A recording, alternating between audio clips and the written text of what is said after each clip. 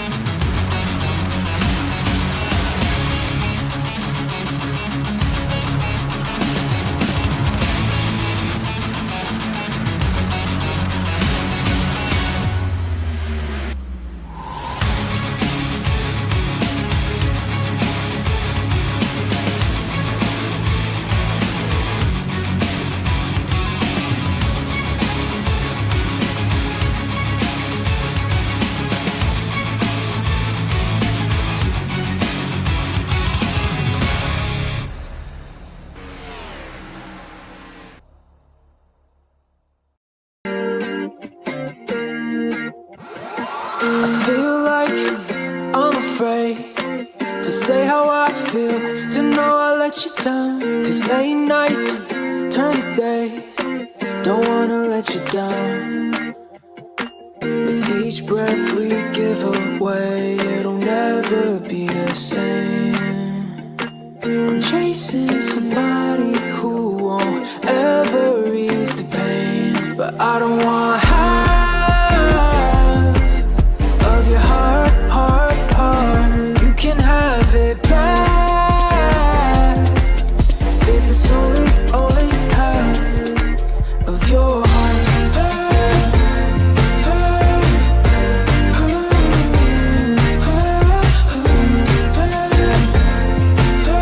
If it's only half of your heart.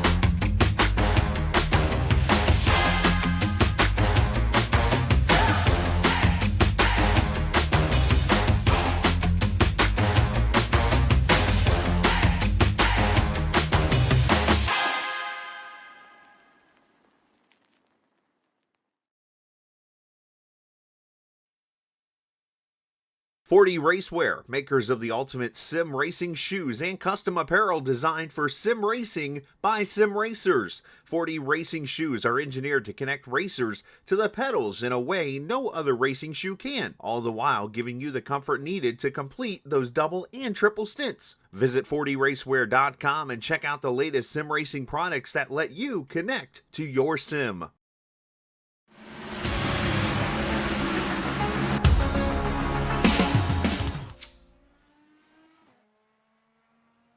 All right, good evening, everyone. Welcome to Green White Checkered TV, where tonight we have the Area 51 Tuesday Indycar Series. Tonight here at Pocono Raceway, 95 laps is our scheduled distance. As qualifiers or drivers right now making their qualifying laps to begin this race. So again, 95 laps here tonight.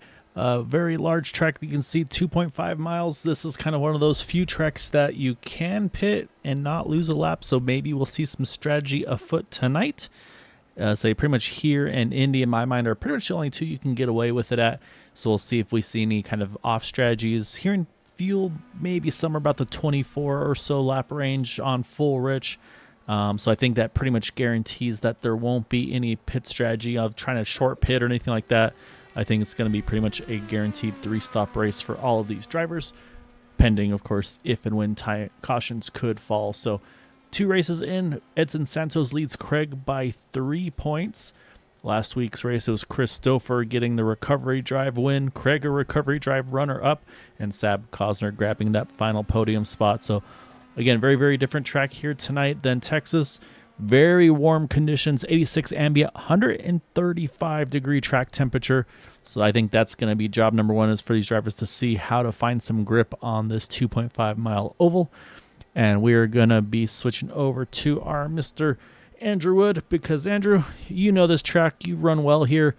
And what's the magic to make this happen at this 3 or 6 or other turn track? Okay, well, I'll correct you there. There's only 3 turns on this track, despite a lot of people saying, oh, yeah, I'm entering turn 4 right now. And everyone's like, what are you talking about?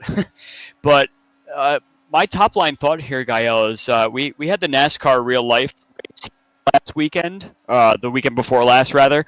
And there were very similar conditions. It was very, very hot. It was kind of a heat wave in the Northeast. So these drivers are kind of experiencing the same exact thing that the NASCAR real-life drivers were experiencing back then. So I predict that it's going to be a little bit more strung out, different than we saw at Texas last week.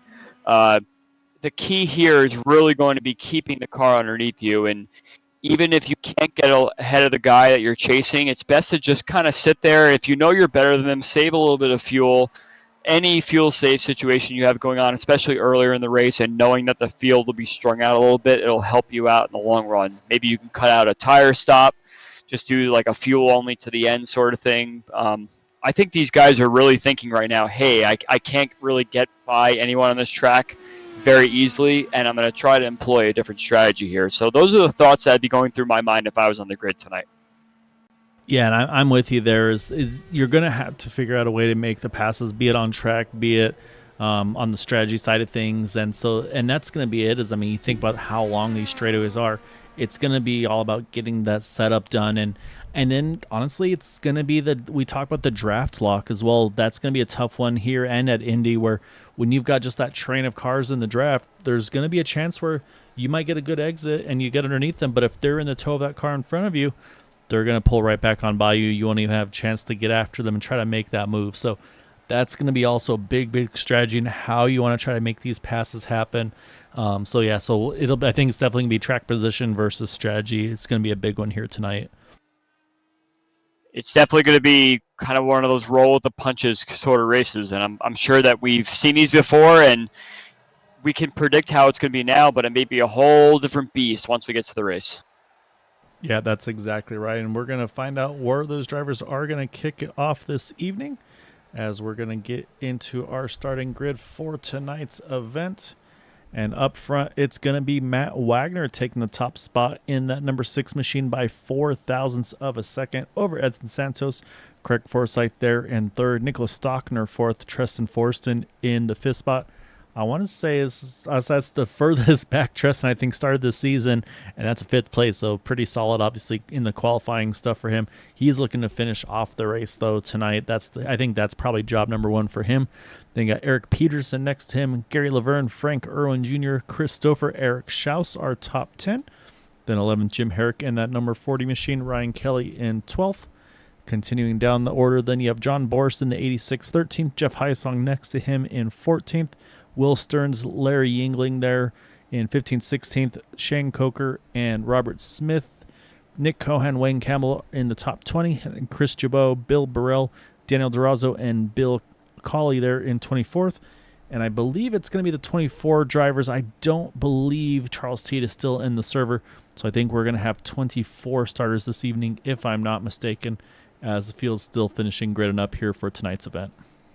It's one of those things where we have a large field, and it'll be interesting to see how spread out that field gets. And that's something we were talking about with the hot temperatures. The starts and the restarts are going to be the main thing. And there's that very, very long front straightaway there where you can get 3-4 wide. And I think we'll see more of the 4 wide tonight, especially if guys know that, hey, it's been 10 or 11 laps, so we went green. Let's say there's a caution lap 11. I'll take a bet there, by the way. If there's a caution on lap 11, I'm going to take all of Area 51's winnings. And then once you get the restart going, it'll say, okay, well, now it's time for me to make a move here. So you have no idea what exactly is in store for what sort of restarts and starts are going on. And that's going to be the best advantage that these guys are going to be going for. Yeah, you see right there, Eric Schaus jumping to the pits. I think he's been having a few connection hiccups in that number 72 car. So it looks like you can see him kind of blinking right now. So I think that's one of those decisions where he's like, you know what, it's going to be safer for me and for everybody if I go ahead and start from the pit road. So again, I think just the kind of respect being given. He's like, hey, I don't want to have something happen here early on. So field's rolling out to get this initial warm-up lap underway. And yeah, and again, I think the other thing that we haven't talked about yet tonight, Andrew, and it seems to always, not always, but I say it's definitely been a big topic lately, and that's the restarts now starting a little bit later, or a little earlier, I should say, letting that pace car get away, because already you can kind of see it happening where right now you see where Matt Wagner is. You're looking for that pace car, and it is pretty much out of view right now. And that's what some of the adjustments they're trying to see if they can help that restarts kind of be a little less kind of packed up, I guess you could say. So we'll see how this one goes. We saw last week at Texas, didn't go as well as obviously I think any of the admins were hoping, but I think again, getting more races under the belts, getting familiar with one another, I think again it'll just be one of those things you just kind of got to get a little bit more comfortable with it. However, of course, the initial start always going to be double file here. Well, I think that start schematic is a little bit different from what people are used to. People are used to kind of following the pace car and then going whenever the pace car comes in or whenever the leader goes, which is just a couple seconds after. So I think last week at Texas, when trying this, might have been a little confusing to some folks. It's just something that's out of rhythm for everyone. So I think people have learned their lesson, and as you get used to it, you'll understand kind of how the start procedure goes. So I don't see that there will be any problems going on right now, but before I make a fool out of myself, let's make sure that everyone gets underway nicely, as we see Matt Wagner's going right now. And I'll say, as you say, we are underway. Matt's going to lead him here to the green. And you can see already, it definitely lets that field spread out nicely. As I say, we're kind of watching through the back of the pack, and yeah, it looks like all's going to be well. So I think we are good to go. You'll probably see Eric Schaus. Yep, he's already rolling there. As the pace car cuts in, he's going to jump on out, as it's going to be Matt Wagner here leading that field into turn one. And again, this is where we talked about as well, Andrew. Tires cold. Look at Matt already trying to break the draft there. But tires are cold here, so can't stay too committed yet to the throttle. Got to be a little ginger here. But right now, everybody seems like kind of minding those P's and Q's. And then these guys mid-pack, it's all about trying to find that clean air. A little bit of a bobble by Jim Herrick in turn two. He did touch that yellow line in a tunnel turn two there, and kind of checked up everybody that was alongside of him. So that's going to break up the field a little bit, but Herrick continues on, and it seems that we are all good to go. Fully green for the first lap. Now in the back of the field, that start did still bobble some people up. I think some people were still a little unsure of when to go exactly, but I think it's still going to be a learning curve, but we'll get there eventually. And right now you got the full snake going down pretty much every straightaway right now here, Andrew. you can see all those guys, especially being led kind of by Matt Wagner, and say, well, actually, as he gets through turn 3 here, we'll go and take a look out the back, and you'll be able to see kind of he's going to lead that train. Look how Edson, he's running that top line there, just trying to get all the clean air he can. So here goes Matt, and he's going to start to snake down just a little bit. There's Edson following along here, and then Matt's going to track back up the track, and that's what you're going to see is, and so that's kind of why they call it the snake, is these guys snaking all the way down, up and down the straightaways here. As at the moment, the last lap there, Nicholas Stockner right here working on Craig Forsyth as we switch to him. Just put down the fastest lap of the race, and we've got a little breakaway here. Pretty much the top 8 to Gary Laverne there. They've got about a second and a half now on that Jim Herrick group you were just mentioning earlier. So right in that window right now, about breaking the draft. So this is where you got to see if these guys are able to settle in and try to get back to one another. Otherwise, they might risk losing that top 8 group if they stay organized. I think that Jim Herrick mistake there caused a 3-wide situation into turn 3 on the previous lap, which everyone kind of had to slow down and make sure they got through the corner properly. And that down that long front straightaway, you can lose so much time if you're 10 to 15 miles per hour slower. So unfortunately, that one small mistake by Herrick in turn 2 there caused that bottom part of the top 10 to break away from the lead pack. And as you see, it looks like Herrick's got that spot back, but Ryan Kelly, Jeff Hysong, and Frank Irwin have all been fighting pretty hard for those positions to gain there, and they're all saying, hey, we lost so much time, we need to make sure we get back up to the front again. And they are starting to sort of catch that pack again. Jim is only about a little over a second behind the car in P7 there, so that is closing up a little bit, but that has to do a lot with this track temp, which is boiling right now. And as the front of the field starts to kind of settle up a little bit, everyone's kind of falling back a little bit into that pack. Yeah, and I think clean air is going to be a good topic as well. It's one of the topics every week with these cars, but looking at Matt Wagner, his last lap, he's in clean air. He ran a 42.70. Go back to Eric Schau, started from the pits, 42.77, only 0.07 of a second slower. And you can see, he's just about in touch at the back of the field, just again, even starting from the pits. So just shows what that clean air can do with these guys. And then, yeah, like I said, the strategy as well to see what the plan's going to be. You can see Edson's definitely trying to keep Matt honest here. Craig's fallen back to about a second. So you can see, again, you almost got that draft train that I mentioned a little bit earlier in this thing. So I think a lot of these guys trying to get those spots early before we see exactly what's happening with this being strung out. As you can see, one of those that I was about to mention is right there on the inside, Daniel Durazo. He's been up about 7 spots trying to get number 8. Was working around. Oh, actually, I think I just saw Schaus take a big shot to the outside wall there in turn number 1. And as soon as I try to take a look, it starts having the connection issues, unfortunately. But possibly a pretty big hit there for a 72 out of 1. But yeah, right now, let's say you can see the 2 wants to try to make the move. We'll see if he can make it stick here in 3. I saw Christopher make a nice one on Nicholas Stockner down the back straightaway out of turn 1 there. It looked like Stockner do a little mini lift there. He's coming back at it right now.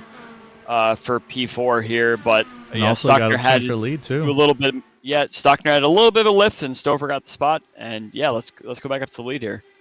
Now I'm wondering, is this them fighting for position, or is this them trying to break away from the field? We've seen them do this before in a race. I believe it may have been Homestead actually, maybe the season opener, where we saw the leader start to do the swap draft and just kind of run away from the field. So this might be one of those things where, again, they see Craig in 3rd, and again, we kind of make generalizations, but we always joke about Craig being Mr. Fuel Save. I wonder if this is one of those, hey, let's bump the pace of this race up here and try to see if we can do something. But as soon as I say that, it seems like Edson's been pretty comfortable setting it back in position there in that 20 car. So maybe not what we were thinking initially.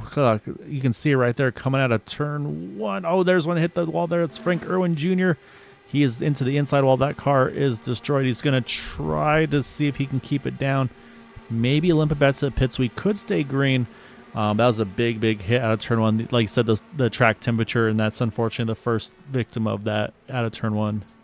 I've actually been scrolling through the field, and I've seen quite a few cars that had to backpedal a little bit as they go wide in all 3 corners on the track, really. And Ryan Kelly on the last lap had a big moment coming out of turn 2, and he had to kind of lift and lost all the advantage that he had on the car ahead of him. So I think it's definitely one of those things where you're just stuck in the draft. And as I was mentioning on the pre-race, you really just, at this point, you need to know what your limits are on the car, how to get through the corner safely, and use that to your advantage to save a little bit of fuel here. Now, if you're the leaders like Edson and Matt, you could definitely go at it and do a swap drive situation, which seems to be what they're actually doing right now. They're trying to work together, and that's leaving Craig Forsyth in the dust a little bit. He's able to kind of keep in touch a little bit, but I think as long as there's a co-opetition situation going on, we like to call it in the racing here, I think they could work together to kind of pull this off as best they can, as long as they know what each other's habits are around the track. Yeah, and right now, and I feel like if you're the top two, it's the easiest way to do the swap draft. I can tell you, unfortunately, Frank Irwin has had to take a tow to pit road.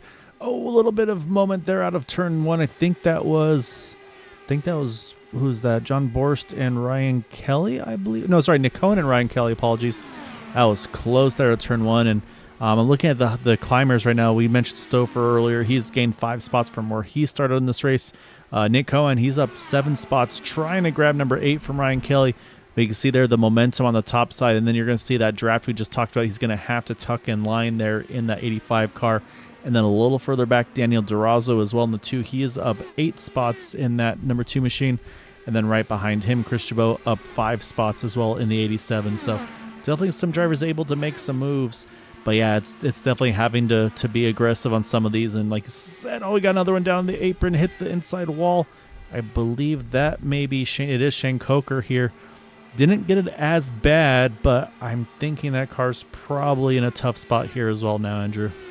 I think he's pancaked both sides of the car. They're getting high up into the turn one wall on the exit and then coming down and pancaking the left side of the car as well. So I think this is going to be a fast repair situation. Gael, let me take a quick look at this car here. And Peterson looks like on pit road too. The floor is definitely damaged there on the right side, and probably I would assume the left side as well.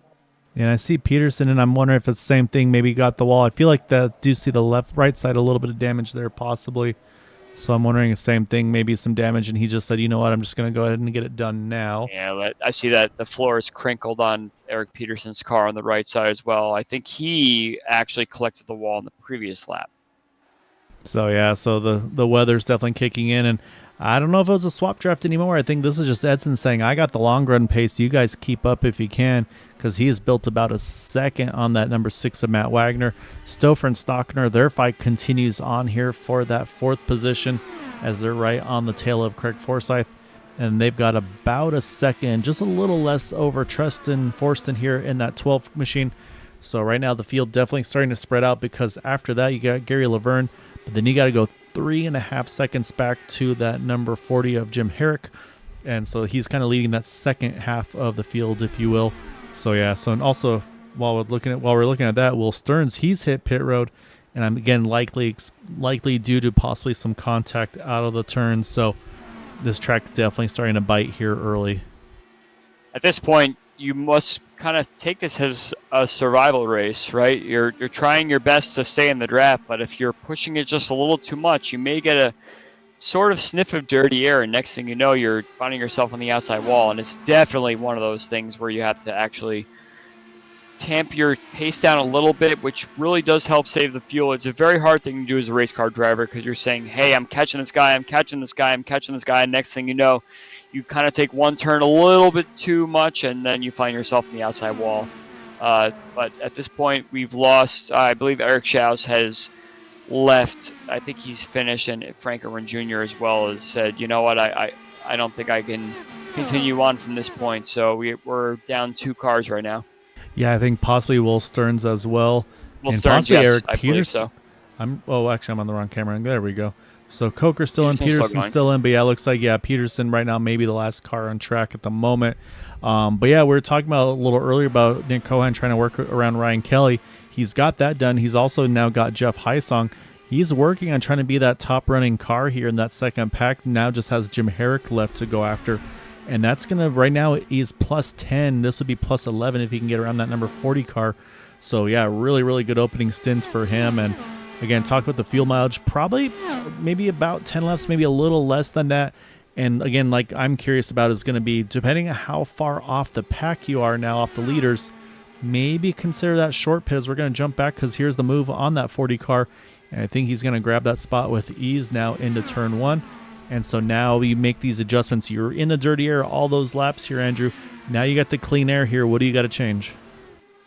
Well, this is definitely a situation where we're finding that these guys that know how to navigate the clean air and the hot weather. Christopher is someone who's raced these cars a very long time, and he understands exactly what it takes to make his way through the field, especially in these conditions. A lot of Indy 500s, a lot of tough races where you have to really make smart decisions, and you have to almost predict what the car ahead of you is doing. And sometimes when you have enough experience, you know exactly what's going on there. So from here, it's just a matter of continuing to guess the best you can. And he has managed to find himself with a comfortable spot right now where he knows how much he has to lift entering turn 1, how much he has to turn the wheel in turn 2, and what line he needs in turn 3 in order to exit properly. And it's very much working out for him right now. So I think this is a good move for Stouffer, but he's also going to be biding his time with a bit of the fuel save in the meantime. Yeah, and that's the other part too, is to figure out the strategy. And like I said, I'm gonna be very intrigued to see what the calls are gonna be. Lap time wise, I'm curious to see about the fall off too. Doesn't look like the fall off is too terrible. I'm seeing maybe in the half-second range or so. What I have noticed is for Edson Santos here, he's caught the dirty air here of Eric Peterson. And again, for Eric, this is what he has to do because he's actually on the tail end of the lead lap where he sits. So he needs to stay after this because he doesn't want to get put that lap down. So while it's giving Edson a little bit of draft in the straightaways, he's also getting that dirty air. Oh, we saw there, I think that was Stockner caught the wall at the tunnel turn. We'll see if that was enough damage to make his life a little bit more difficult as well. And yeah, so right now it's definitely working those exits of the turns. And as I know you've got the binocular vision, Andrew, so I'll let you spy on that 124 car. But yeah, right now looking at lap times though, last time by it was Stockner. Now it's going to switch over. I believe quickest car on track is going to be, I just mentioned that 85 car, 42.87, about 2/10 almost quicker than the next car. As soon as I say that, Shankoker goes quickest, but he's on fresher tires. So, but yeah, that 85 car, I mean, he's closing that gap on these guys. He's down to about just under 3 seconds off of Gary Laverne. So 85 still going the right way here. I think Nicholas Stockner is sort of kind of hung in there. I don't see any damage on the car. He may have gotten pretty close to a situation, but he seems to be making his way. He's working forward. on trust. As I say that, he loses the spot as the person he was fighting there, but he's definitely held in here, and it's a much improved situation from where he felt last week, where he was stuck in a couple of sticky situations at Texas. But this is definitely a much better race for him, and it must feel good to have the track position and be able to do something with it. So I think Stouffer is going to try his best to catch up to Matt. He may be playing with fuel, but I think at this point he's just trying his best to find the right lines and be the most comfortable when he gets up to the dirty air of the car head. Yeah, and like I said, I'm curious to see who's going to be the first to blink to hit pit road. So far, none of the leaders have. I still wonder again if maybe you run this race in reverse, or maybe again with the track temperature, maybe that fuel mileage has changed a little bit. What we can do is while we take advantage of this the run that we have going on, let's try to run through the field and show off our drivers and their awesome paint schemes. It'll be Edson Santos leading in that number 20. Right behind him, the number 6 of Matt Wagner there, our pole sitter. Up 6 spots to third is that 13 of Chris Stouffer. Behind him, Craig Forsyth in that number 99. Rounding out the top 5 is Nicholas Stockner. Did get back by that Tristan Forston driver, who is now sitting in the 6th position in his number 12 machine. Go another half a second back to Gary Laverne here as he sits in 7th.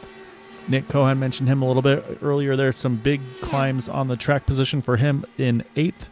Jim Herrick in 9th position, up 2 spots. And Ryan Kelly sitting in the top 10 in his number 33. Back to 11th, you got the Bluey machine of Jeff Hysong, and he is under attack from John Borst in that number 86.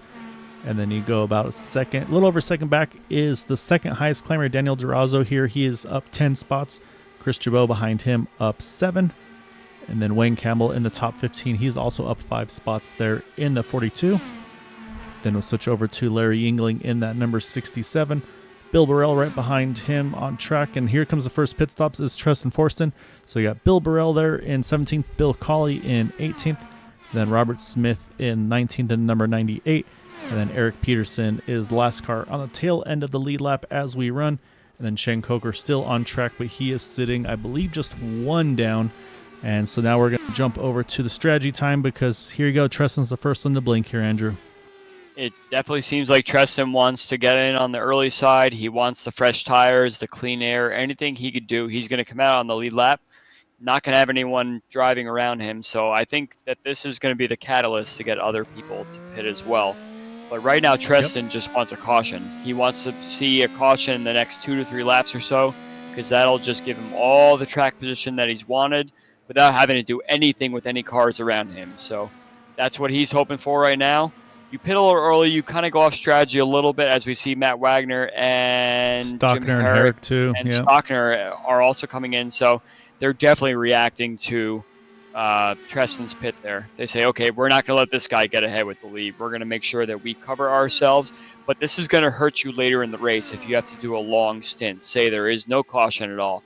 So this is a little bit of a risky strategy, but I think they're playing with the fact that, hey, we have a 24-car field right now. There will be a caution at some time, and then we'll all just get back on sequence again. So this is very smart on Matt Wagner's part to react to the cars behind so that they don't get the track position later. Yeah, and critically, like you mentioned too, staying on the lead lap. The one driver that did pit that is trapped down a lap at the moment is that 40 of Jim Herrick. He is behind Edson Santos, and again, Edson's still in that dirty air of Eric Peterson. Treston Forsten did get out in front of Peterson. Stockner there is also there, and I feel like Stockner actually, I'm going to say net gain, actually big net gain over Matt Wagner. I'm looking at the pit lane times here.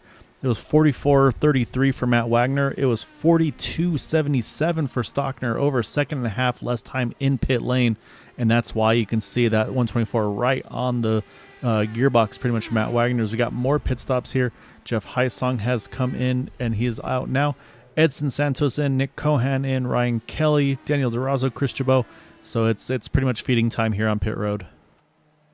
I am watching Nicholas Stockner's pit in, and I do not know how that he did not get a speeding penalty on his pit in. That was a almost perfectly executed pit in moment. So that's where that extra time, or the less time on pit road came from, is that Wagner was way ahead of him, and he managed to just squeeze in a nice pit entry to get himself just up there. And I think that's all the difference it makes. But it's a very risky situation. Now, I wanted to say that Pocono is definitely one of those tracks where you can't really undercut anyone to great effect, because once you pit, then everybody else is going to pit along with you. There's no advantage of staying out because you're not putting anybody a lap down like we see on our other tracks. So it becomes a situation where, hey, if I stay out, I'm just going to fall to the back of the field anyway. And if you don't want to take that risk. So that's why we're kind of seeing everyone come in right now. And I think at this point, we've basically committed everybody to a 3-stop strategy, and there may be a couple drivers that pit early that may have to pit on the 4-stop if we say 3 in the entire way. But this is Area 51. We see at least one caution per race, so I don't see that happening, but the early pit stoppers do put themselves at a slight disadvantage. Yeah, and that's what I'm curious to see. So Larry Yingling, he's been the one to stretch the field the best. He's going to jump in now. He's going to be coming around. This will be the start of lap 28 when he crosses the line. So he's going to give up that top spot there, and that's going to hand it back to Edson. But look who's in the picture, though, now, Andrew. Chris Stouffer, he ran the fastest lap of the race last lap, 42.48, and he is in the draft now of that number 20 car, so another great pit stop for him, too. And I talked about the pit lane time. We talked about the 42.77 for Stockner, 42.43 for Stouffer. So he was even 0.3 quicker than Stockner, who we saw had a huge pit entry. So really, really good job by that 13 getting everything in and out of pit road. It definitely seems like Stouffer managed to get that clean air, and he was making his way through the field and trying his best to get ahead of some of these guys that were actually maybe running a little bit slower, maybe saving it a little bit of fuel, but it didn't matter for Stouffer. He was going full blast, and he pit just the right time where he knew exactly where he needed to pit to get out right ahead of Wagner. And it looks like he's actually put such a gap on Wagner now that I think Wagner's just trying to figure out exactly where his momentum is. Yeah, right now I'm at about 1.6 off of Stouffer at the moment. Last time by was actually Daniel DeRozzo, who had just set the fastest lap of the race, as Ryan Kelly, Jim Herrick battle side by side. And after everything cycled, right now Eric Peterson is in the top 10 and 9th, but again, He is about 14 laps off sequence. So you mentioned drivers that are going to have to take that extra stop. I think for sure Peterson's going to be one of those. So he's going to be banking on that yellow. Saw in the background there, Durazo got really close to the wall there out of turn 1. But right now the field's definitely starting to get that stretched out motion that we talked about, where if they get the pit stop in, they're going to have that kind of that spread out feel. And so right now this group right here, Peterson and Kelly, Durazo as well as Chris Jabot, these are kind of the closest cars on track to one another in about that 2/3 of a second range, as you can see the two trying to put some pressure on that 87, see if he can get that 13th spot. Actually, it seemed that a couple laps ago, Nicholas Stockner actually touched the apron in turn 2 there, entering the tunnel, and he had a mega save. So that could have been our first caution right there, Gael, but it seemed like everyone got through that just good enough. Yeah, so let's actually go back. So I think I can catch it here. Oh my goodness, yeah, it's already happening. So let's back it up. And you're right. I don't know how he hangs onto that car. So we're gonna watch Nicholas here, and so he's gonna come in, and like you mentioned, he's gonna just catch right there, left sides below. We know these cars do not like banking transition, and he is straight drifting this car through the tunnel turn, and then he's able to grab it and keep it pointing in the right direction just as it starts to cut back the other way. I mean, I can pretty much guarantee you, I think I saw Craig slow it down to make sure he didn't get into him. And then Tresson also able to get back by. But what a save by Nicholas Stockner. That is some really, really good hands, as we have a good three-way battle here with Eric Peterson, Ryan Kelly, and Jim Herrick. These are 9th, 10th, and 11th on track here for position.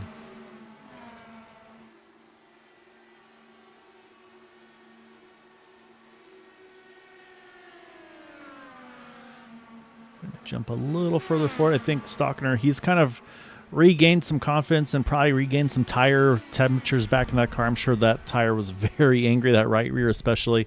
And so he's getting back after it there in that number 124, trying to put pressure back on the 12 of Tresson Forston.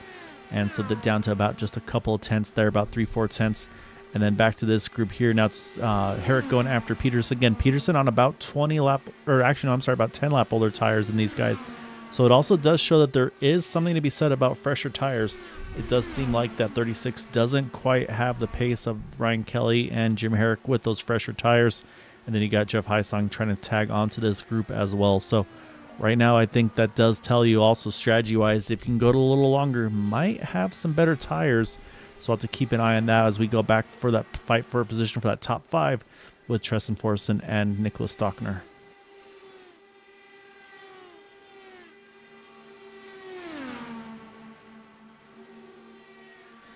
So right now, and for a moment, Andrew's going to step out for a second. He's trying to fix some hardware issues. So he'll be back here shortly. But yeah, so right now, like I said, this is a really good battle between these two. You can see there the 124 went back and kind of just, again, turn 3 is a little different, obviously, than turn 2, the tunnel turn. A lot less banking, so he can cheat that yellow line just a little bit more than you can and get away with it. And so right now, that 124 is trying to get everything he can. We'll hop on that roll bar hoop. See, watch what he can do here behind the wheel. You see right there, you saw Tresson got way high, caught the wall just a tiny bit. I think he'll get away with it, but here's the momentum shift. Is it enough to make a move in the tunnel turn? Yes, he's going to take a look here, and we'll see if he can complete the pass. And yes, he will also move Nicholas back up into that top 5 after that amazing save a few laps ago, going back after that top 5 spot. Jump back over here. Daniel Durazo, another one of these drivers making some big moves. He's trying to peek to the inside of Jeff Heisong in that number 18 as he's going to get side by side. There's Peterson back into pits again. That's a scheduled stop for Peterson. He had to pit off sequence by about 10 laps. So this is his scheduled second stop. Again, probably going to have to make an extra one. He's hoping for a timely caution for him. I don't believe he'll stay in the lead lap though after the cycle is done, but right there, you saw Durazo get just a wing full of dirty air off the 18 there, and so he's going to lose just a couple of tenths here after that.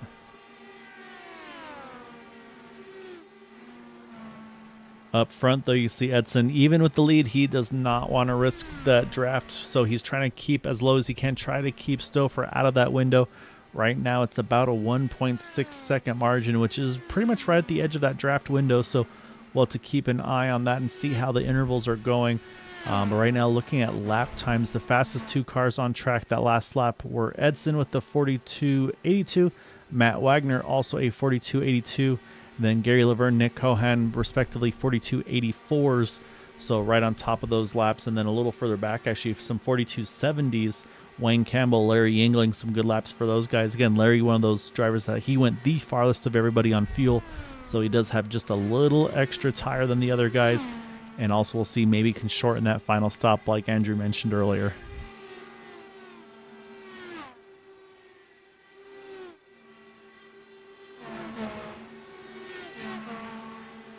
Field's starting to kind of accordion back together. Here goes Durazo again. Going to try to take a look here entering turn 1.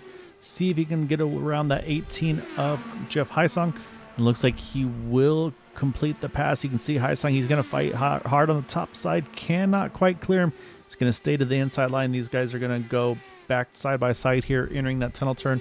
Now it's just who's going to blink first and see if they're going to stay side by side. They will stay side by side.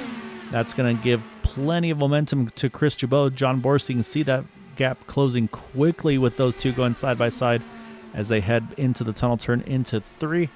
As they continue, now it does look like Jeff Heisong going to hang on to it. So again, right now, very, very tough fights for these guys just outside the top 10 here.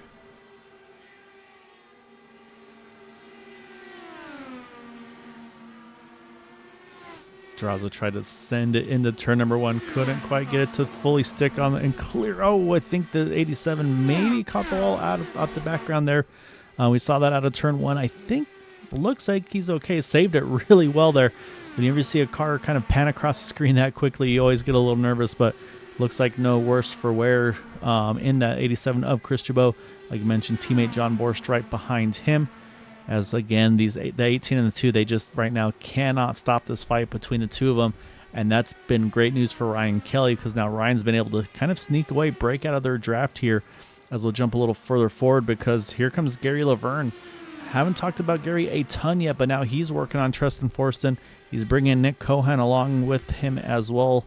This is going to try to get Gary one spot closer to that top 5. Looks like he will grab that spot into the tunnel turn. And we'll see if that 85 car can return the favor as well and join that group to get one more spot forward, as he's going to go low in 3. But he's going to get that arrow wash off the 34. We saw him running pretty much the same lane. And yeah, there you go. You could see Tristan get the momentum out of that third turn. I am back, Gael. I had a little bit of an issue there, but what have I missed so far? Anything anything crazy? The accordion is starting to bring itself back together. We're starting to see the long run versus the short run stuff. And Edson's been able to sneak away from Stouffer by about 2.5, almost 3 seconds now. Matt Wagner had closed the gap over to Stouffer, but it's starting to go back, and I think same thing. Now he's in that dirty air of Eric Peterson, who say he's pitting on his sequence, obviously off sequence from the leaders, and so Matt's kind of trapped there, and that's brought Craig right back into the mix. Stockner's great recovery. He's got back by Tristan Forston, and then that's also now actually added a few to the mix here. Gary Laverne, he got by Tristan. Ooh. And what we got? I just saw Edson had some contact with a lap car there. I believe that was that would be Robert Stearns, Smith. maybe. Oh, Robert Smith, yeah. Robert Smith, yeah. Edson took quite a lick in the turn 3 wall there as I was just checking my cameras back. Let's go back, see if we can take a look here. Did I go in too turn far 3 back?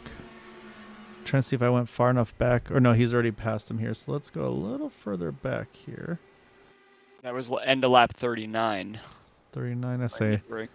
Yeah, we'll jump back live here. So I'm not sure if won't be able to jump as easily through, but you're right, though. That's made a huge difference because, man, Stouffer is there and then some.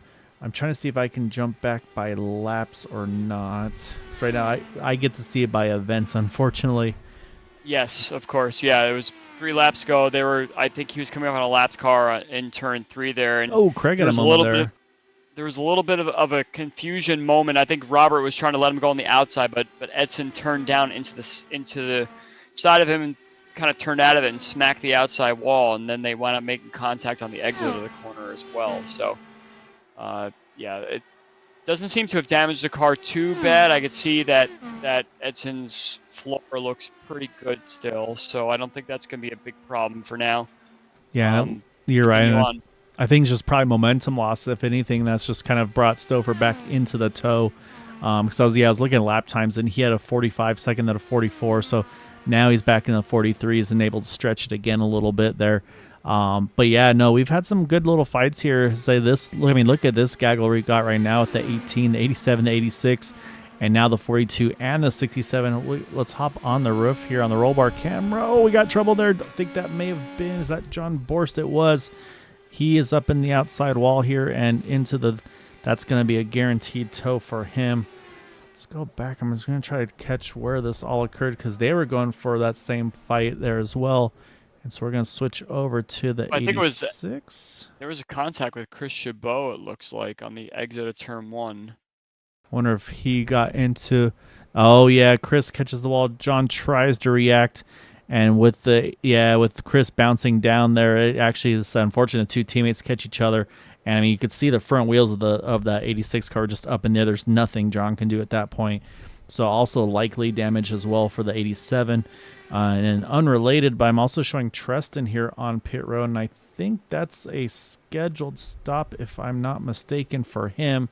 So we'll keep an eye. Yeah, he's already down and away. So I think possibly in that pit window here for that second stop. Again, I think Treston was the first to come in last time, so this does make sense for him. As we'll jump back a little further back here, as now you've got Larry Yingling now trying to work over Wayne Campbell. As again, that 4 or 5 car battle we had there now down to these two here, as the 18's been able to sneak away a little bit. So just how quick, unfortunately, things can change. One little hiccup, unfortunately, can really shake things up, as you see. And this is a tough part too, is that exit of the pit road here. You can speak to as well, Andrew. Used to be you had to run the apron all the way through until they out of turn 1. Now they have you merge into the entry of turn 1. As a driver that's still on track, you see that guy trying to merge onto the track. I mean, is that unnerving for you? Hoping like, okay, just make sure you hang it down on the inside line, or what are you doing when you see that car coming up on you? Yeah, you have to have a lot of trust on the cars that are coming out of the pit lane that they're able to stay on their low line, and it's very, very easy when you're coming out of the pits at such a low speed to hang down there. So that's not really the big problem. It's just a matter of, hey, does my car behave well in the middle? Like if you were by yourself taking the low line and now there's a car there, you have to adjust a little bit. You're kind of praying that the car reacts the same if you do a little bit of an earlier lift and kind of ride around the middle lane there. So that's the only concern. It's more of a concern to yourself than a concern to the other driver to see if the car is working as well as you hope it will and you don't lose time to the car ahead. So it can be a little bit panicky, but it's not such a big deal where you feel like you're going to lose a lot of time. And you can see things have definitely regrouped for Edson. He's been able to put some big laps down. He is now up to about 2.5 seconds once more here. Stouffer's got a little bit of lap traffic in front of him, and that's actually that 12 of Treston Forston, who actually last time by here, Treston ran the fastest lap of the race, a 42.31. So saying that's about 7/10, almost 8/10 quicker nearly than Edson. So again, talk about tires do seem to play a role in this thing. There is definitely pace to be found once you start to get in. Yeah, I think this is the right call for Stauffer and Wagner, because for Stauffer especially, he was just in that dirty air, like he was going to be stuck behind that car. So come in now, try to put yourself back in some clean air, and he's brought some friends along, like you mentioned. Wagner's in, Stockner's in, Herrick's coming in as well, Haisung in as well. So it's that second window here definitely opened up here. Well, let me ask you, Gael, I had those hardware issues. I didn't see the actual pass for the lead on Stauffer. Did Edson have a better pit stop, or did he just manage to track him down and pass him? I think Edson hung onto the lead through the pit stop cycle. Stauffer got close to him, but not enough to actually jump him.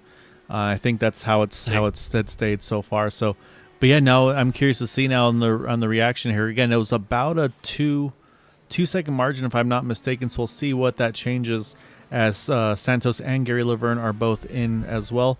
That's going to leave just a handful left to run their stints out here. Craig Forsyth, Nick Cohan, Ryan Kelly, Daniel Durazo, Wayne Campbell, and Larry Yingling will be the remaining drivers still to pit. But yeah, what I want to do is, like you just mentioned, I want to see where does Edson roll out in relation to Stauffer in the 13. And this is also going to be a little tricky. I mean, look right there. He's going to roll out. He's going to have Bill Colley in front of him here. And so you can see him building up speed there. I see Stauffer in the background. Again, he's going full 210 at this point.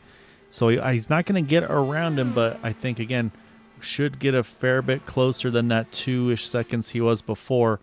But then that said, though, he's going to get some nice clean air off that number 31 car. This is definitely one of those interesting situations because we were talking in the pre-race about how you could pit at Pocono and still stay on the lead lap, but that's only if you're 5 or 6 seconds behind the leader. Yep. Because we've had such of this string out situation, now we're seeing this situation like we were just talking about a couple minutes ago, where cars are exiting the pits right in front of other cars in turn 1. We saw Craig Forsyth and Stockner dealing with that a little bit ago, and it's almost like, okay, I'm still out here on the track, but the car behind me is now going 6/10 faster a lap than me, and that's what brought Stover in the case of him and Fortson. And it's a little bit different situation when you're trying to pit and stay on the lead lap. That's not really the case for many cars right now. Yeah, and I don't think it's going to make I wouldn't say make a difference, but it's not going to cut a pit stop out. But again, I'm very intrigued right now. Wayne Campbell still going on here. We're on down to 45 to go, lap 51 here. So he and Larry Yingling continuing on here, as well as the one I'm really curious about is Bill Burrell. He pitted on lap 25, and he's been able to stretch it this far to 50, coming to 51 there as well. So that's a really good fuel run for him. So again, nobody's going to stretch it to cut a pit stop out, but you had mentioned maybe shortening a pit stop. That could cut a good chunk of it out here. So Wayne Campbell, Larry Yingling, they are now the remaining 2 to pit. Here comes Wayne as we speak. He's going to hit pit road for his second scheduled stop. Gets down nice and clean there for his entry. That's going to hand it over to that 67 car of Larry Yingling. Again, Larry's going on the fuel stretch approach here because, again, you don't know. And like you mentioned, too, you can get steadily lap. Just depends on where you're on track.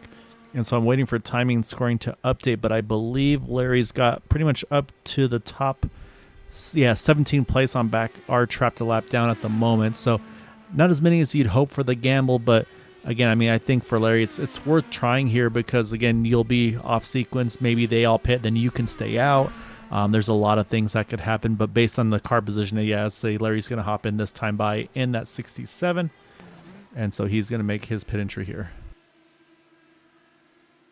This is a very interesting fuel strategy situation we have going on here because we're going to have a situation where we have cars pitting maybe 6 to 8 laps apart, and that's going to really have a difference on, do you want to take tires in the last stop and shorten your pit stop, or do you want to do a full tire run? Because that could save you 3 to 4 seconds here. And if you're used to how the car feels on the old tires, and you could save a couple seconds on your pit stop, and it's only 7-8 laps to go, it may be something that's worth it, especially when you know it's very, very difficult to pass someone here.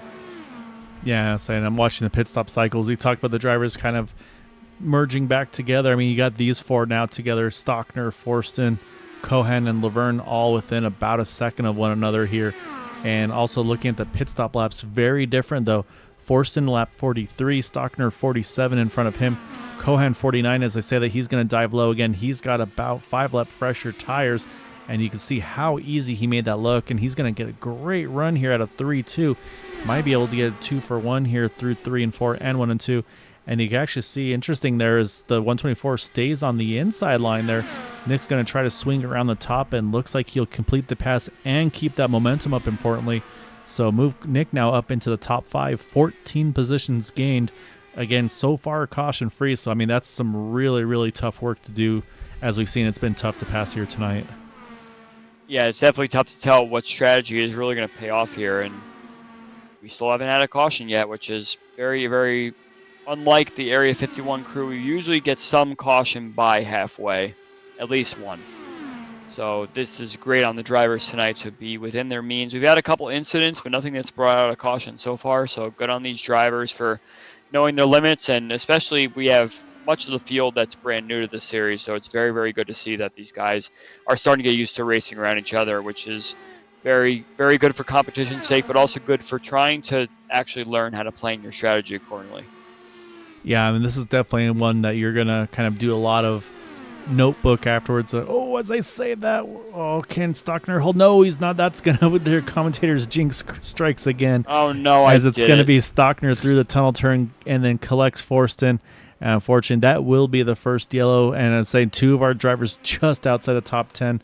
And we saw the save he made earlier. Unfortunately, couldn't quite do it again.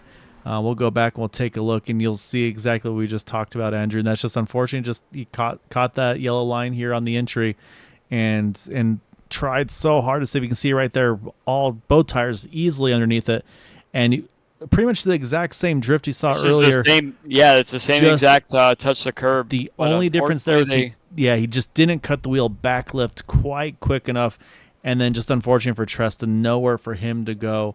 And so unfortunately those are the two involved, and I mean it wouldn't be Green White Checker TV if we didn't have some sort of commentator's curse, because that's just, I should have stayed with a hardware problem, by law.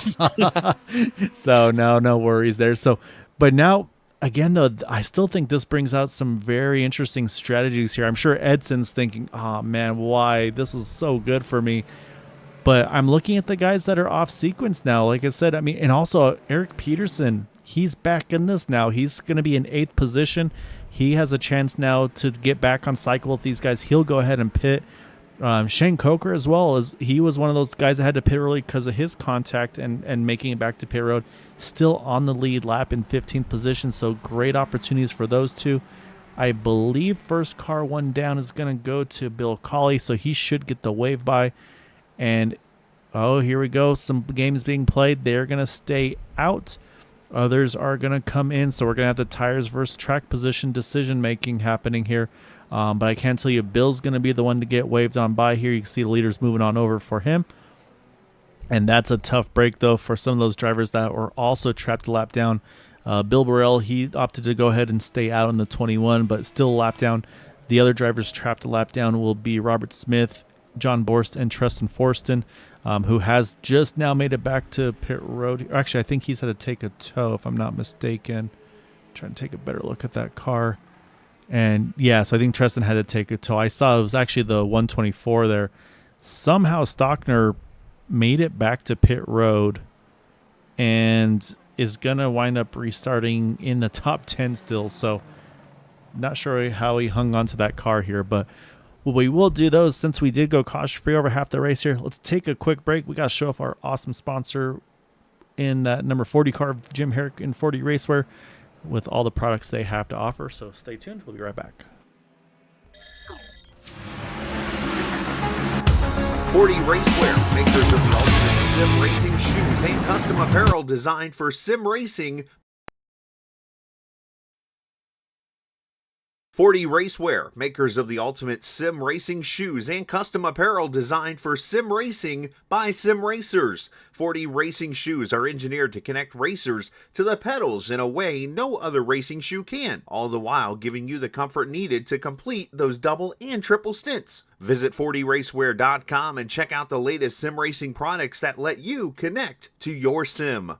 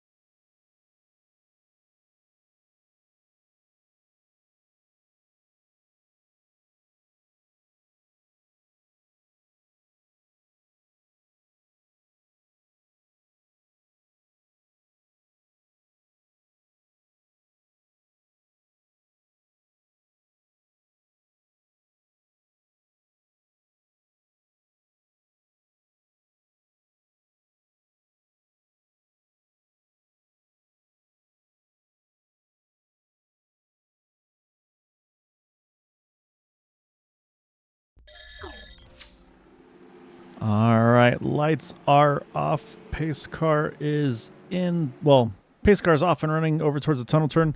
Driver's starting to build up that gap that we've talked about previously. But Andrew, I'll say it's going to be the talk is going to be strategy now. So you've got Edson pitting on 48, all the way back to Wayne Cameron on 42. He pitted at lap 51. Those drivers did not pit. Matt Wagner, the first of those on the 4 fresh tires, pitting at lap 56. So he's got about an 8-lap margin over Edson, about a 5-lap margin over Wayne Campbell in front of him, and then everybody else on back, as we mentioned, went ahead and pitted. Larry Yingling did top off on that one to go in the 67 car. As we also mentioned there, the wave round did go to, where's Bill Colley? There's Bill Colley, our wave round car, back on the lead lap, if I'm not mistaken. Yes, he is. And then a few top-offs as well for those drivers that are trapped a lap down. I think that's the right call for them. Just run it as far as you can, save fuel, I think, and then maybe if there's a timing caution in the pit cycle. So we'll have to see if that comes into play. But now, handing it over to Edson. Here he goes. He's going to kind of do that apex steer through 3 as we're going to bring it back to green here. Very clean restart through the field here. Looks like everyone got the message, and we're back to a situation where we can get everyone sorted properly. But as I mentioned in the pre-race, we got a lot of action down the front straightaway there. People know they can't make those passes in the pack, so it's going to be all about the starts and the restarts. And looks like our first move here was actually by Cohan, moving ahead of Gary Laverne, I think that is. Down the back straightaway, we have a lap car that's kind of pulling over a little bit. Hopefully he stays down low. Everyone's kind of minding the pacing cue there. And Eric Peterson gets very close to the outside wall there, but we're all clean through the restart lap here, and we got a battle for the lead. Yes, and I think it's exactly what you said. Stouffer said, I cannot wait. I don't want to risk that number 20 car getting away again. So he is on it here, and said if there's somebody that's aggressive on the restarts, I feel like Stouffer is definitely top of the list there in that 13. He's going to have to try to do the crossover here out of the turn 1. Oh, a little bit of contact possibly there. That was close between the 20 and the 13 there. Very, very close racing, but very, very fair racing at the same time. And that's a lot of respect given between two drivers that know they can follow close to one another. So Stouffer and Santos are doing the over-under situation, trying to find the best line possible. I think Santos might have the line here. He's pinching Stouffer on the exit, but Stouffer hangs on. And Stouffer's going to have the long run down the front straightaway here. Now, I was going to ask you, is this the turn where you want to be on the outside through turn 3 to get that momentum all the way down the front stretch or not? So now we'll see. This is pretty much exactly what we just saw a moment ago here, that previous lap. This time, though, you see Edson, he's going to hang the inside there, put Stouffer back to the outside as they head into the tunnel turn one more time. But yeah, these guys are definitely racing hard, but like you said, giving themselves just enough room here. And that's going to allow some of these guys to hang into the mix a little longer, I feel like, too. This is going to be burning those tires up a little bit. So I think Craig Forsyth, Nick Cohen, they're probably really liking what they see right now.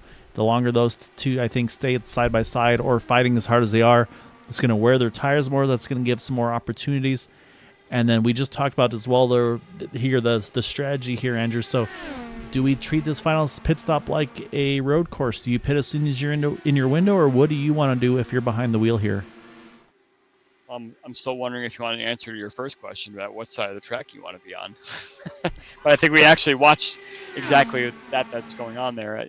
I actually had the thought that you want to be on the outside, especially on a hot track like this. But it looks like Santos had the advantage for a bit, but once Santos got the advantage, Stouffer decided to over-under him, and now he has the inside. So I think it's just an early tire advantage situation here, and Santos is doing the same thing to Stouffer right now. So I think you want the inside as long as you can get the advantage down the front straightaway where you can start to snake a little bit, and it'll kind of go from there. But I think later on, I think you want to ride that outside.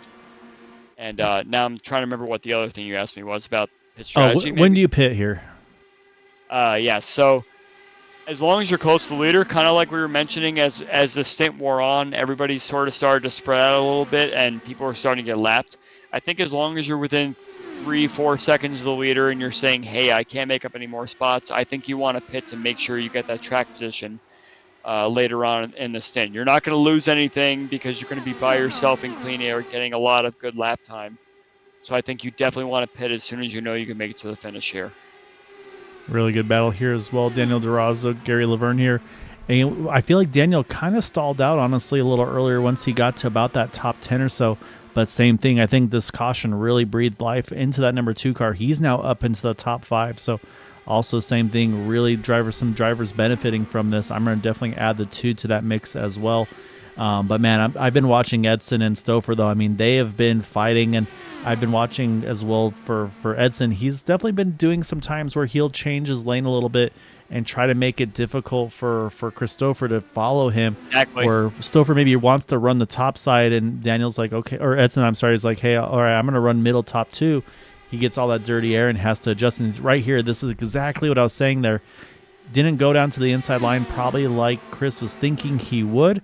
That gives him all that dirty air. He has to roll out of the throttle, and that gives Edson here just a little extra breathing room, and you can see that brought Craig right to him. That's exactly what I was trying to talk about before. You kind of play the chicken of going on the inside line for a while, but eventually the tires are going to start to wear off where you can't hang on the outside line unless you have such a big run. So whoever wins out when the tires start to really wear off is going to start doing this situation where you're starting to snake down the straightaways, and in this case it was Edson. So we're going to go back to a different strategy now, and just we were talking about before, Gael, it's going to be about when you know you could pit and make the end of the race. These guys up at the front will know exactly how much fuel they're burning, how much fuel they need to the end of the race, and they're going to make sure they're the first ones in there. But it's going to bring everybody else in, kind of like we saw in the first stint. Yeah, I think for this one, again, with that potential risk of a yellows, we got a great fight here with the two drivers that I talked about. Laverne. Yeah, these guys have had such high climbs to the field, plus 15, plus 18 respectively. And so now they battle side by side again, kind of shows that they've been able to work through the dirty air. And then again, some drivers that kind of got that new lease on life. Eric Peterson, now he's up into the 12th position. Again, he was off sequence earlier. Wayne Campbell as well. Remember, he is one of those guys that did not pit. He's still holding on to the top 10 in that 9th position. He was on lap 51. And so now I'm looking for those that did pit on that yellow. Currently, the furthest up here is Matt Wagner, and it's not by a ton. I don't think he's really gained much since this restart. The big change will be, though, I think, is, again, maybe how much less fuel can he throw on that 6 car. Oh, we got, as I said, Eric Peterson. He's stuck up against the outside wall. He's going to try to keep it there. You see everybody making quick adjustments to try to get around him. He's holding against that wall to try to avoid anybody getting into him. Now he pulls it off the wall. So unfortunately, there's my commentator's curse there. Peterson, I'm sorry, sir. As we'll jump back up front because now it is Stouffer under attack from Craig Forsyth. And again, talk about drivers loving that. That is exactly what Edson wants to see in his mirror. This is actually very, very interesting because this is the opposite of what we saw with Stouffer at the start of the race, where he was climbing a bunch of spots and really trying to get the advantage. And now we saw him battling Edson, falling back a little bit. And now we see Stouffer starting to fall into the clutches of Forsyth, who is now past him. And I'm sure Chris Stouffer is sitting here saying, "What did I do wrong? I thought I was actually in a halfway decent situation where I was making up a lot of spots at the start." But you know what, Kyle? I'm looking at the side pod right now, and there is a crinkle on that side pod. So I'm wondering if he had a visit to the wall somewhere, and now he's losing a little bit of speed. Yeah, you're right. I see that right side. Oh, as we said, the caution is out. And it's going to be the 87 Chris Chabot. He is up and over here in that car. That's obviously going to unfortunately have to be a tow for him. And he was in the top 15, so I'll have to go check, see what happened to the 87 car here. And so you can kind of see he's got, I think that's Shane Coker to his inside. So let's take a look as they head into turn number 1. I'm wondering if we're going to see just maybe some aero wash here, or maybe drivers going for the same real estate there. It's hard to say. That angle doesn't really tell us much. Actually, probably had it saved in that little bit of net code, unfortunately. Unfortunately, just throws them up into the outside wall. So I'm going to take one more peek at this here and see if we can find a better angle on this one as well, as we'll try to see if we can. I don't know if you were able to see anything more obvious from your point of view here. I'm actually watching it right now. I was looking at the Stouffer situation before, but as I see this, it looks I feel very much like there's a net code, little bit of a hit there. I kind of feel like from where I'm sitting, like I think if you're the 87, you probably think that the car inside of you is going to be turning in sooner. From what I saw there, that's my guess again. But what's going to happen here though is actually I'll see what were you able to catch actually first for Stouffer. Yeah, I saw that he had a visit to the outside wall exiting turn 1 on lap 67. So that was about 4 laps ago. And that's the lap that I saw Forsyth going after him. So I think Stouffer overestimated his exit speed on turn 1 after having such a good run coming through the field and knowing exactly what the car needed, especially in the hotter temperatures. So Stouffer now has some side pod damage. So if anyone's going to pit right now, I feel like he should try and pit now and get that fixed because he knows he has no speed. Get that fast repair done, and then start to save fuel from here and see where it leads him later on. I Yep, think we the whole field might coming in. see. I was curious to see, is anybody stay out or not? We're going to have some stay outs. So Bill Burrell's going to get his wave around here. That's a great break for Bill. And we're also going to see, and I think this is 100% the right call, you're going to see John Borst, he's going to stay out, and Robert Smith as well.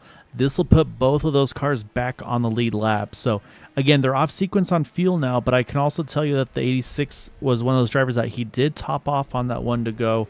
So he's probably been fuel saving. The 98 also pitted on 55, so same thing. But yeah, so now we're going to switch back over to the pit exit, and it looks like, is it Stover? It was Edson. Okay. It was close there. And so, yeah, so really I'm going to say net wash for unfortunately for Matt Wagner. He had a slightly shorter pit stop, but not by much, but he is going to come out in the 5th spot here. And now the important question though here, Andrew, is let's look at that side pod here of that 13 car. It's looking pretty clean. I think that's probably fast repair done.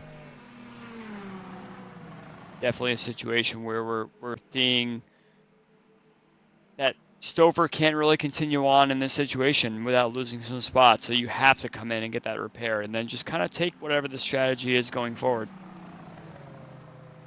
Yeah, so now, like I said, I think we talked about 23, 24 laps, kind of full send would be the fuel window. So I think now, honestly, I think everybody's good to the end, which is, to me, going to kind of open up that other can of worms now at this point. So that's going to be the interesting part here, as well as going to be, if you know you can make it, it's still a full fuel run. So tires are going to play a role in a track position, obviously going to be huge as well. A little surprised. I really thought somebody that pitted that previous lap, or caution like a Matt Wagner, I was thinking, do you think fuel only would have been a good call for him? I thought that maybe could propel him up into that top spot potentially.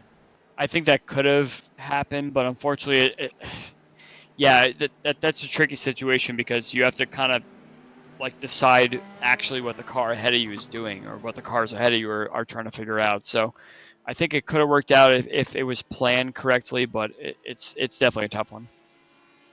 You saw right there the 86 and the 98 going on by the pace car, getting their lap back. So again, they stayed out, leaders all pitted, so they are able to cycle around the pace car on that one to go. So that again is going to leave us now with, I believe, 18 cars on the lead lap. I think unfortunately that's evening over as well for Eric Peterson. Yeah, I can confirm it is also evening over for the 87 of Chris Jabot. So 18 cars left in the race, 18 on the lead lap here. And pretty much all but those two that stayed out for the wave round, everybody's good to go to fuel on the end. And I think we can know that for sure as well, Andrew, because nobody topped off. So I think there's no question on fuel. These guys are going to be map one to the end here. It's definitely a situation where you say, okay, this is the perfectly timed yellow where we can get actually going and try and figure out exactly how we get by these guys ahead of us to make sure that we get this done on one more stop and find yourself in the best spot. But I do notice that the temperature has cooled slightly since the start of the race, so that may make a little bit better situation for some side-by-side racing, but still a little bit undetermined at this time. And the other thought I have is, so those two drivers that just got the wave rounds there, the 86 and the 98, the field's going to be the most packed up it's going to be here in this restart. They're short on fuel. Do you pit here and just take fuel, or maybe even tires and fuel, because you won't go that lap down and now you're on sequence with the field? You don't have to bank on a yellow and all that. I mean, do you think if you're in that position, do you just jump in now? It's very risky because you still need to be about 5 or 6 seconds behind the leaders, and once you start to kind of file your way into the pit lane, you could find yourself with any sort of bobble that puts you right in front of the leaders when you come out of the pit lane. So I wouldn't do that if it were me, especially if you got the wave around. Just hope for a quick caution that you could do it in a situation afterwards. It could work out, but it also could just put you right back where you were again. Yeah, so there were no takers, so that question's been answered. And yeah, you mentioned potential quick caution. I mean, you see what I'm seeing right now, Andrew. I mean, like I said, it's the time. It's the time to make moves. Yeah, there's like I said, there's nothing being held back now. These guys are going to go for it all. Ooh, I think I saw one maybe just catch the wall a little bit out of turn. Looks like everybody's okay. But yeah, you're right though. Now everybody's going to making those moves, and you saw right there. I think again, the Edson Santos trying to predict where is Stouffer going to run. He chose the high side. That's where Stouffer went. And so now he's trying to keep these two side by side as best he can for his own sake as well, to try to run away a little bit. But then again, Daniel Durazo, he's now in the picture solidly in that 4th position.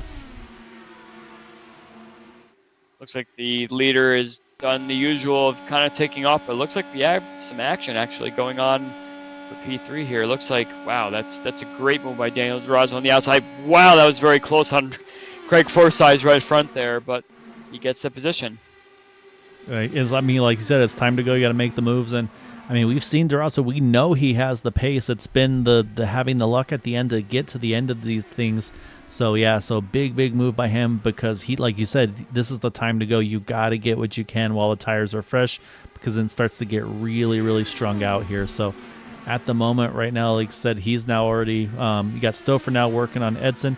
This is exactly what Daniel Durazo wants to see, because now they're going to have that big fight here down the straightaway leading into the tunnel turn. Oh, I think Bill Cawley had a moment there in the background. He's okay, though, as we continue on here. Next time by, though, Andrew, wow. 20 to go. Oh, man. My goodness, Matt Wagner and Nicholas, I think that's Cohan. Yeah, Cohan had a very close moment in turn 2 there. I think some contact was made, but both cars happened to make it through. I am surprised there was not a wreck there. So we'll try to see if we can catch a quick look at it here back.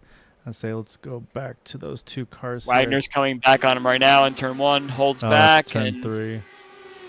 Well, we'll jump back live because there's too much going on, so we'll jump back live because turn 2 was they had a left rear right front contact in turn 2 there, and they touch for sure, but both cars continue on. Wagner's going for it again in turn 2. That time Wagner gets a little more pinched on the yellow line, doesn't quite have the run to make it on the exit, so Cohan holds on for another corner. Yeah, saying up front, Stouffer and Durazo, they're having the tough fight right now. You can see right now Durazo tried to make the move, but again, though, I'm looking to see where's Edson, and yeah, you can see he's kind of holding that top side now, but he's been able to build the gap to about a half a second, and so what's happening for Stouffer, he's just having to watch his mirror every time now, because he's got to make sure he can try to keep there's Durazo. Almost contact again by Wagner and Cohan. These guys are inches apart on the exit of turn 1 there, almost some contact, and now Wagner is kind of hanging back a little bit, but this is quite the battle to watch between these 2 cars, because Wagner does not want to be where he is, and I think he almost just tagged the outside wall there in turn 2. Oh, that's very close there as we went back and looked, and yeah, I think, and I'm sure probably a little bit of aero wash there as well, and yeah, it's like you said, I mean, these guys are going for everything. I mean, this is also a battle for the top 5, so I mean, every position matters, but you're going to want to get everything you can get here, so. And I'm saying there's still battles throughout the field. You got Gary Laverne here, Jim Herrick there right on top of each other. This is just inside that top 10 position. We've talked about Nicholas Stockner. He's had a wild night tonight with the two tunnel turn incidents. One saved, one unfortunately did not. And Tristan was on the wrong side of that one. So, but yeah, I mean, there's so much going on right now. And like I said, yeah, again, we still got over half this fuel run to go on this stint here. And I'm wondering if these guys are remembering that, or if they're pretty much treating this thing like it's maybe like 4 to go, not 17 to go.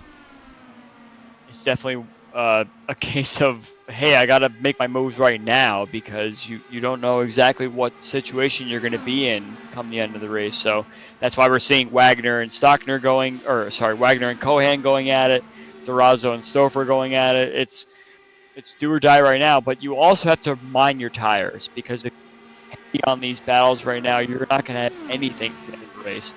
So you almost have to bank on a caution happening right at the end of the race, where you can actually get some track position back and maybe just hold on for a better position than you were originally sitting. So I think a lot of the stuff that's going through these drivers' minds right now is battle when you can, but when you know you really can't do anything without such a high risk, just hang back, save the tires, and see if there's maybe a late race stash that you can get a couple more spots on. Otherwise, just be happy with where you're at. Yeah, and you can see things have definitely kind of settled in a little bit. There's still a really good battle here with Herrick and Laverne here. So again, this is 9th and 10th at the moment. Ryan Kelly's got a great view of that one. Jeff Heisung, Shane Coker, same thing. They're just about a 10th apart. As again, I mean, these guys just side by side through the tunnel turn. again, there's so much commitment that you got to make in these ones. And Ryan Kelly now, he's trying to figure out, okay, what lanes are you guys going to run? He's kind of able to squeeze the middle of those 2 lanes to get some clean air on the front wing of that 33 as we're down to 15 to go here.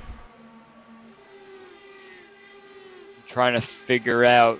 So our best mover so far is Durazo, right? Up to P3, and this is a great situation for him. And maybe these hotter tracks are a better situation for Durazo, because we've seen him be very aggressive in previous races, but it always manages to find some sort of situation where he gets himself into trouble. But if he's racing kind of in the dirty air, I think Durazo is definitely one to watch going forward here. So great run from him, and I'm sure that his team will be very, very happy that he gets himself up there and into this championship battle. It's still very, very early in the championship. There's a lot of movement in positions and everything like that, but this is probably a growth race for Durazo, knowing he could stay out of trouble, race very close to some of these guys, and prove himself. And I'm happy to see such a high gainer in this field tonight, when we were originally thinking that this was just going to be a procession. Looking back at Ryan Kelly, I saw him lose a bunch of spots, went back to see why, and that was because he decided that he wanted to kind of show off that he could do some great drifting as well. I'm going to go back one more time here. We'll catch where it actually started here for that number 33 car. So you see him entering 3 here, Andrew, and say he gets on the throttle, steps out of them, and then, I mean, that's throwing smoke and everything out the tires of that car. So really good job by him somehow to hang on to it. So he's trying to make sure Stockner wasn't the only highlight reel of saving that car tonight. Well, that's an incredible situation, actually, because we see these cars so tight in the heat, and to see someone lose the rear like that was almost kind of refreshing to say, oh, okay, someone's playing around with the tools in their car to actually get the car to turn, and he kind of found the setting was maybe just a little bit too much spin there. But great save by Ryan Kelly. He continues on. And just as I was looking at the championship standings, Ryan Kelly is sitting to 7th place going into tonight. So Matt Wagner's in, I think, is side pod damage for that number 6 car. So he's had a moment somewhere. Probably same, obviously, exit of one of the turns there, catching the outside wall. I don't believe it was contact from, I mean, it could have been contact as well from the 85 car. So I'll have to see. I'm guessing fast repair, maybe tires and fuel. So again, he should stay on the lead lap. So this is interesting here too, because now he's going to be off sequence. If there were to be a yellow, he could try something completely different. Yeah, unfortunate. We've seen it happen with many cars here that just know their limits and they suddenly don't know their limits. But talking about someone that didn't know their limits earlier in the race, we have Chris Stouffer that is rallying back from that side pod damage, sitting in 2nd place right now. So his pit stop situation with the fast repair has actually brought him back into a spot where he could contend for the win here if he can just get that bug Daniel Durazo off his rear wing. Yeah, so Daniel's going to have none of that. He's going to stay as difficult as he can be. Do also need to mention that Robert Smith pitted the previous lap, John Borst on pit road. Now, those are those 2 that got the wave rounds. Didn't get the caution they were hoping for. And kind of what you said, they went as far as they could. And so that's going to keep them now. I believe both of them trapped a lap down. It's going to be close, I believe, for the 86 car, because he's leaving pit road now. Whereas Edson, just passes him there. So he's going to kind of come out. He's going to be in the thick of this thing here with these other guys. So we'll see what he can do. And you can see he's going to try to hug it low. Look at the battle here on his outside. Oh, my goodness. 3 wide out of turn 1 there. And that's, you asked me the question before about the cars that are exiting pit lane on turn 1.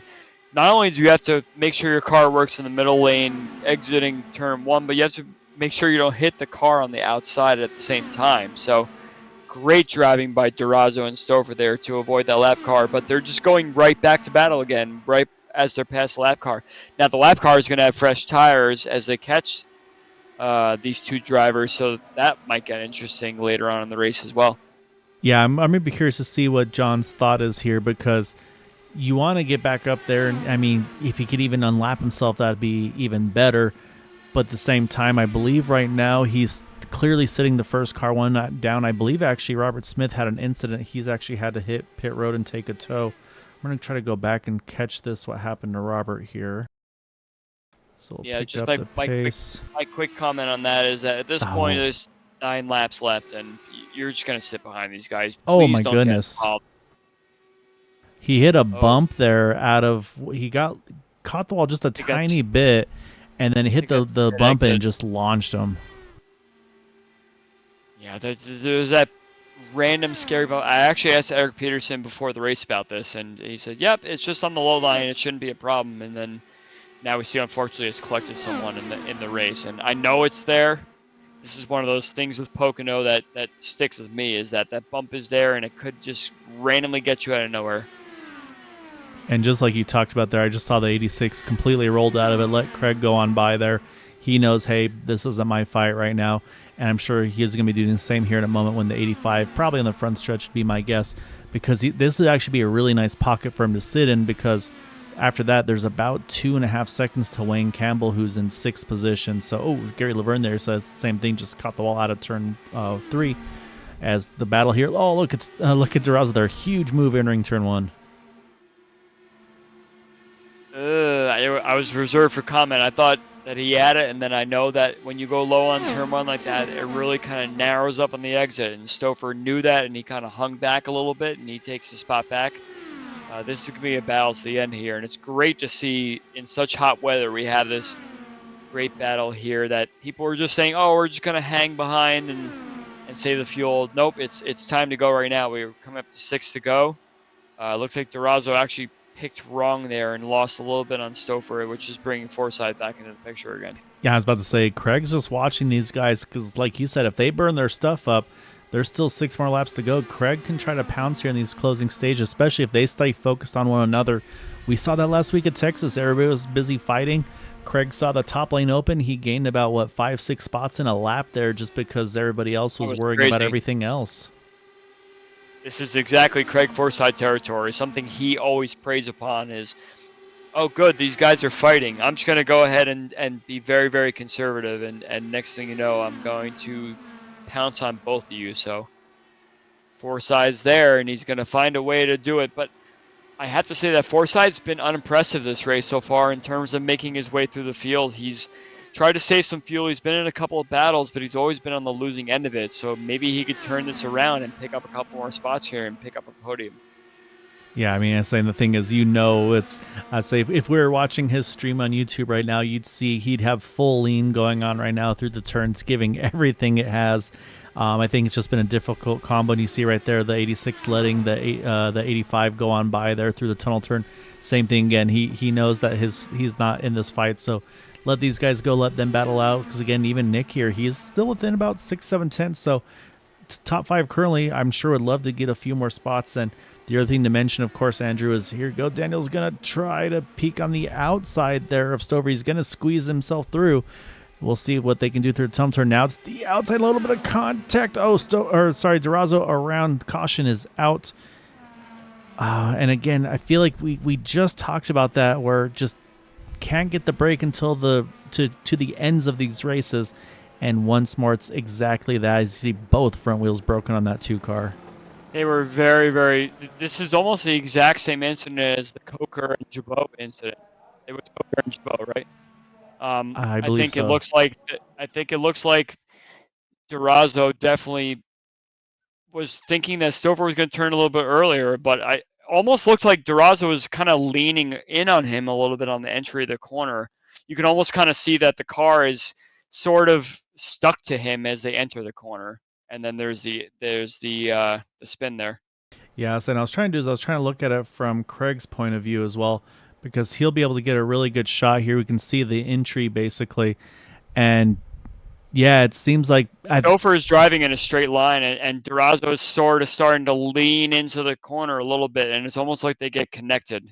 That's kind of how I read it.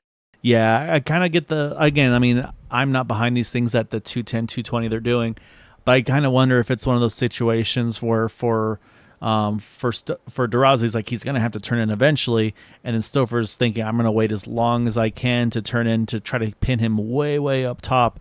And again, when you're doing sim racing, you're not going to have the same kind of situations that you might in a real life situation. So again, that's my unofficial view of it as well.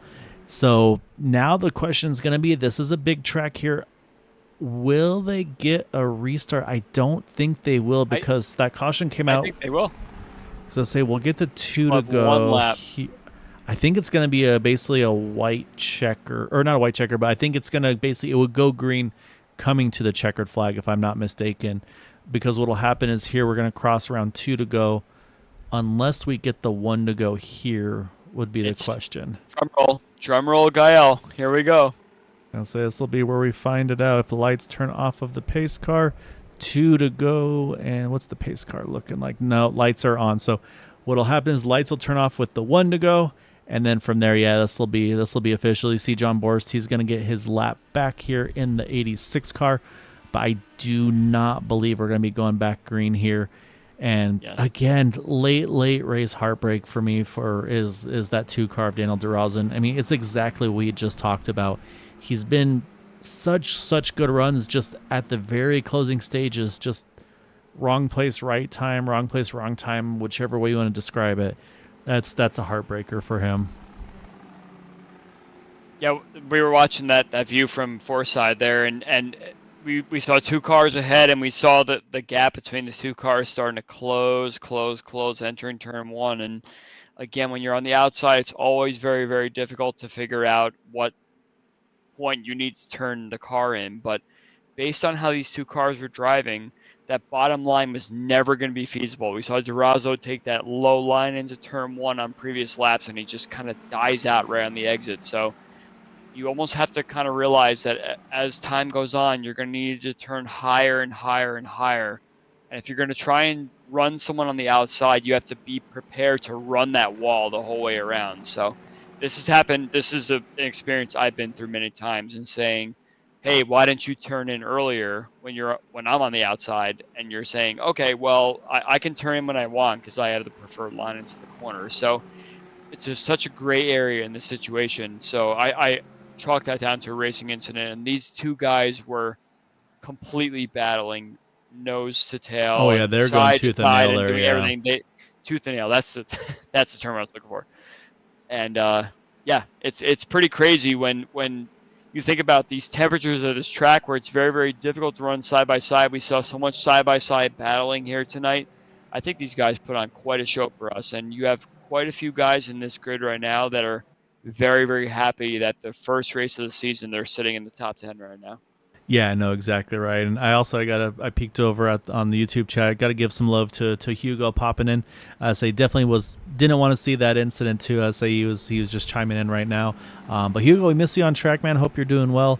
And Matt did mention earlier when I had brought up the fuel only idea, he said that he was thinking about that idea too. But unfortunately, like we talked about, had the contact somewhere, obviously probably exit of the turn, we suspect. And that had to make an unscheduled pit stop. And now with the timing of this yellow, that winds up dropping him to 14th. But I'm looking around, though. I'm looking at these drivers that have made huge climbs tonight, though. And we talked about the 85 a lot tonight. Top 5 in the 4th spot, 15 spots gained. Wayne Campbell in that number 42 car, he has gained 14 spots tonight as well. So a really, really good result for him as well. I believe he went off strategy at some point in tonight's event as well. Bill Burrell, I think he was the lucky dog 2 cautions ago. He's going to bring it home in 10th. He's up 12 positions. And then Bill Colley as well, up 11 spots into 13th in that 31. I mean, you can even see he was also limping a little bit of damage on that right side. So I'm sure one of those exits of the turns caught him as well. But able to still manage that thing and bring it home in the top 15. So really good results for those guys. But yeah, obviously we saw short run. Chris was really quick, but I just don't know if anybody long run had anything for Edson tonight. It just seemed like, again, he had the clean air, but it seemed like nobody could break away from him. Edson definitely, I was going to say this during the start of the race, that Edson manages to put himself up at the front of the field here, and he always manages to, as long as he doesn't have a pit stop situation, Edson on the front row always turns out to be a good race for him, and it's been proven time and time again. So Edson's our first repeat winner of the season. He's going to have a nice championship lead, so we'll see where we go from here. It's a very, very long season, and I'm very excited to see how this develops. Yeah, no, and that's exactly right. And I'm looking at the stats as well from earlier in the season, and it's been Edson. This will be his second win of the season. The other win was Christopher. So now let's say these two obviously going after it. It looks like they'll go all season long. But again, Craig Forsyth, I say he is now. Will be his third top 5 in a row. So while these two are going after tooth and nail, we talked about Craig might try to peek in there at some point while they're not focused on him and do some magic too. So it's going to be a lot of fun to see. And again, 3 great starts to the season for Craig as well. It's very early in the season, and some of these new names are really making a stake in this series, and I'm very excited to see. We had Nicholas Stockner have a little bit of a reckless beginning to his season, but he, despite having a couple of slight issues tonight, he has the pace to run up front. So I think he's going to start to make a jaunt on some of these leaders up front here. And some of these guys, these veterans, better watch out, because I think we're going to see a new winner or two this season, especially if the track type is right and the caution situation is right. As we see Edson, he's trying to make sure he passes tech there. I'm not really sure what's going on right there, but that was quite a celebration. But he is the only repeat winner of the season, and that's exactly where he wants to be. And his pal Rafael Eckert hasn't raced much this season, but Edson is carrying on the torch as far as I'm concerned. Yeah, exactly right. And Hugo really happy about the result for his teammate here as well. And so we're going to try to pull up those official results tonight, if it lets me, because things are doing things like they like to, it looks like, Andrew. So let's give this one more try here. Yeah, I say it wouldn't be a day that ends in a Y without some sort of hiccups, it seems. So I was noticing that too. I'm wondering if there was something that hasn't popped all the way through, but unfortunately I may not be able to get the formal results here. So what we can do though is we can read it through the timing scoring over on that left side, and if maybe hopefully it pops up at some point it decides to. But it's going to be Edson getting the win over Christopher, Craig Forsyth, our podium finishers, Nick Cohen, Gary Laverne, those top 5s. Then you've got the 42 Wayne Campbell, Jim Herrick, Nicholas Stockner, Jeff Heisong, Bill Burrell, top 10s. Larry Yingling brings it home 11th in front of Ryan Kelly, 12th. Then Bill Colley, you mentioned there, 13th. Matt Wagner, 14th. John Borst able to get that lap back at the very, very end. Unfortunately, not able to do anything with it with the caution there in 15th. And then drivers trapped a lap or more down, and also some early retirements, unfortunately, including Shane Coker in the 32. Daniel Durazo, obviously, that late incident with he and Stouffer. And then Robert Smith, Eric Peterson, Chris Jabot, we saw his incident. Tristan Forson, Will Stearns, Eric Schaus, I think connectivity issues for him, and then Frank Irwin Jr. there in the 24 spot, and Charles T did not grid this evening. All right, let's go hunt down some fellows to chat with here, Andrew, and I believe we're going to start with our podium third place finisher here. Make sure this at least is working. There's our, let's get these rolling here.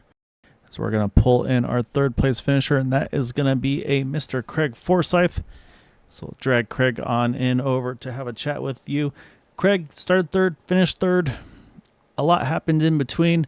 It was warm this evening on the track, and probably a little bit warm in the drivers' helmets at some points during the race. But you're watching that battle with Stouffer and with Durazo. Were you just kind of like, okay, these guys might burn their stuff up and I can try to get both of them in one shot, or what are you looking at in those closing laps there?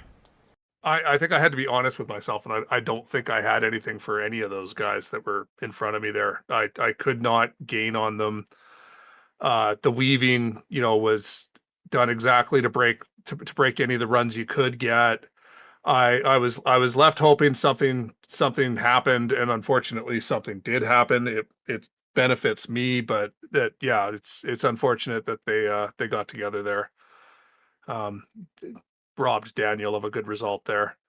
And I think I was down in fourth at one point. Matt was up ahead of me, and I couldn't do anything about Matt being ahead of me. Like I seem to be perpetually stuck in third, fourth, fifth, that area there, and could never. I mean, the only time I was able to lead was when I just stayed out longer, and and got a lap lead point. Other than that, I didn't have the pace for any of those guys tonight.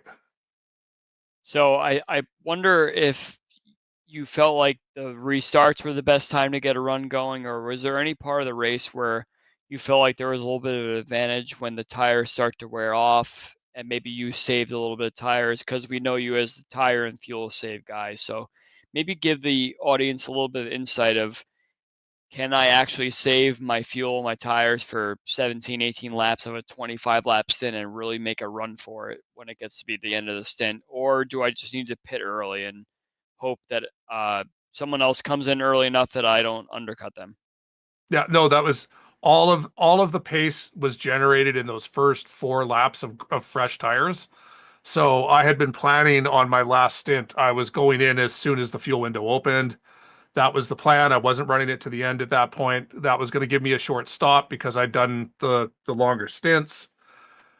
But unfortunately, caution came out, reset everyone, so everyone was good to go to the end. So at that point, I am the perpetual slow reaction time on the initial green flag. So didn't get the best run, couldn't get any type of run on anyone. And so once they settled in, it was just a matter of watching those guys fight. And if they hadn't been fighting as much, that's what let Edson get so far away.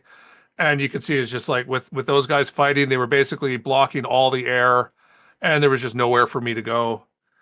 So that's what it was. If it had just been a one-on-one car battle, might have been different. But with those two already engaged in the battle, it basically you just had to sit back and wait for that battle to be done. I guess is the only thing left to do. Is just with it going 2 cars wide, there's not a lot of room left for you to do anything, and certainly wasn't going to be taking it 3 wide. That's for sure. Yeah, no, the strategies were, and that was what I was curious about too. I was mentioning to Andrew about the when to make the pit stop, and yeah, do you pit as soon as you're in the window? Do you run long? And I kind of had that feeling too, where it seemed like you almost wanted to do the undercut there, but yeah, I mean, there's obviously, like I said, a lot of movements to be done, and like I said, the snake down the straightaways was definitely you saw a few times where they were pretty much down in the apron, so it was definitely everything to break the draft. So. Again, I mean, obviously really, really difficult conditions tonight for all the drivers with the high track temps. We definitely saw the turns were jumping out and biting drivers this evening as well. But a great result, say 3rd podium in a row for you. I know you want to get that 1 spot higher, but to start the season off with a 3rd at Homestead, 2nd at Texas, 3rd here tonight as well. I was telling Andrew, I mean, if Chris and Edson stay focused on each other, they'll forget about you, and you might sneak in there and grab some spots from them while they're kind of too focused on each other. So yeah, just a really, really great job tonight and all season long so far. So before we let you go though, as always, sir, and also happy Canada Day, got to give you the floor though for any thanks and shouts for that podium tonight.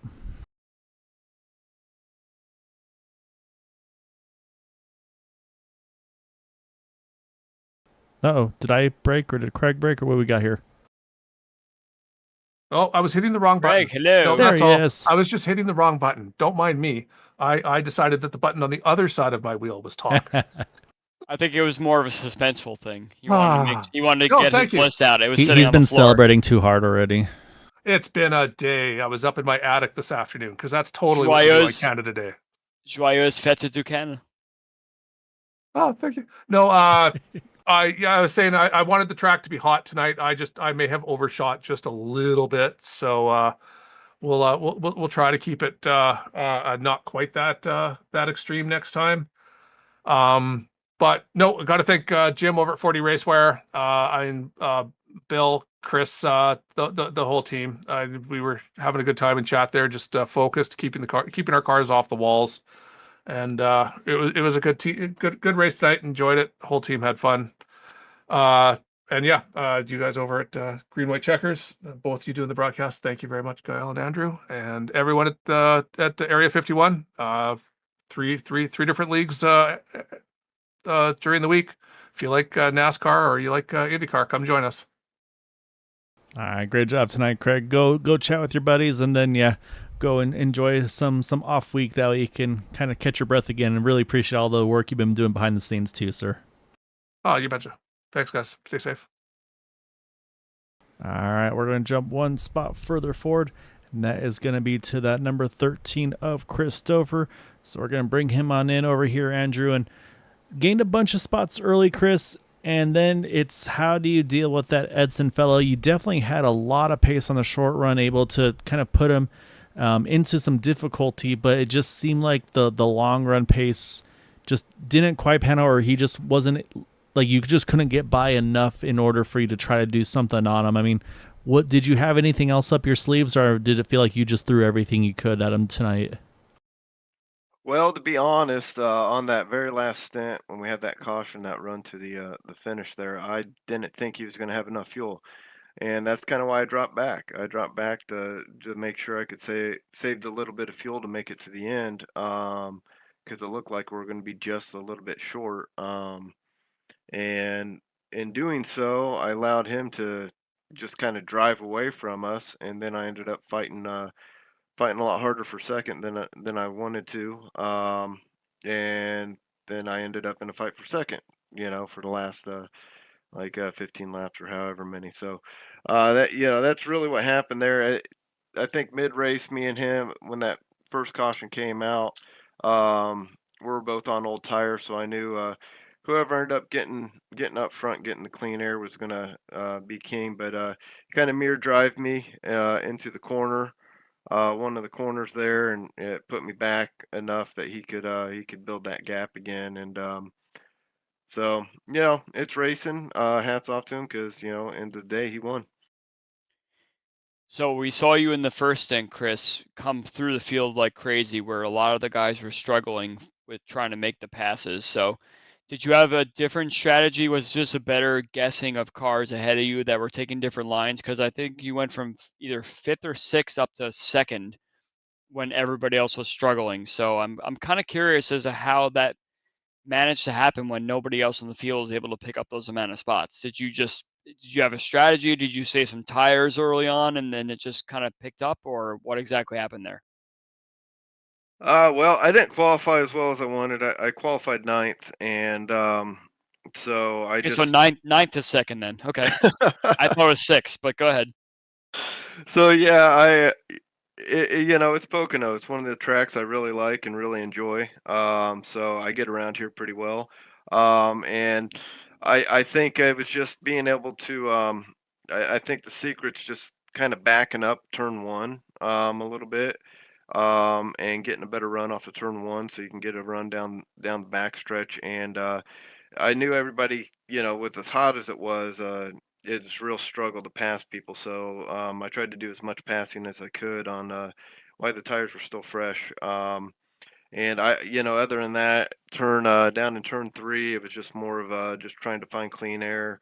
There's a couple times where I picked the wrong line and ended up behind somebody, and had to really get out of the gas and kind of ride the brakes a little bit to stay out of the wall. But um, yeah, just as far as making it up through the field, it was just backing up turn one is I think the key here, and getting a better run off of turn one down Long Pond into the tunnel turn. And it's just it's one of these tracks where I don't know why it just agrees with me. So I think that helped out a lot too. So you were definitely busy tonight, man, but again, able to grab that runner-up spot. So great job this evening, sir, and definitely got to give you the floor for any thanks and shouts for that runner-up this evening. Well, yeah, it's always shout out to 40 Racewear. Make sure to go to 40raceware.com for all your sim racing accessories. I will throw out to Daniel. That's not how ever want to run a race, or not win, but get second or finish a race. Again, I thought Edson was going to run out of gas, so but since he had such a lead on us, I'm sure he was able to just kind of coast and just kind of laugh and watch us battle back there, and in fuel map 3 or something like that, to make sure he could save the fuel. uh, but in the end of the day, it didn't really matter. So apologize to Daniel. I know it's probably a racing deal, because I was certainly going down to the low line. I think he just turned in a little bit more aggressively than I did, and it just ended up getting us. But other than that, thank you guys up here in the booth, and Craig and the guys for putting on the lead. Great job tonight, Chris, and look forward to seeing you on track again soon, sir. Thank you. All right, Andrew, we got one fellow left to chat with, and that is going to be our race winner in that number 20 of Edson Santos. And an odd fact for you for this one, Andrew, is so far this season, Edson's qualifying positions have been second, and second. And two of those 3 second places have come into the wins in the end of it. Edson, you were very fast tonight. It seemed like you were better in the long run. Did you feel like, was that just you had the balance to keep the tires in? Was it the clean air? What do you think was the magic for tonight to stay up front and keep everybody behind you? Hello, Gail. Hello, guys, everyone. Yeah, I guess the clean air in front was helping a lot, but I find also a good situation to use with my wings, my front, my rear bars and weight jacker. I was with a good balance, reducing for a fourth gear and the last turn, and yeah, I guess it was a good configuration to use.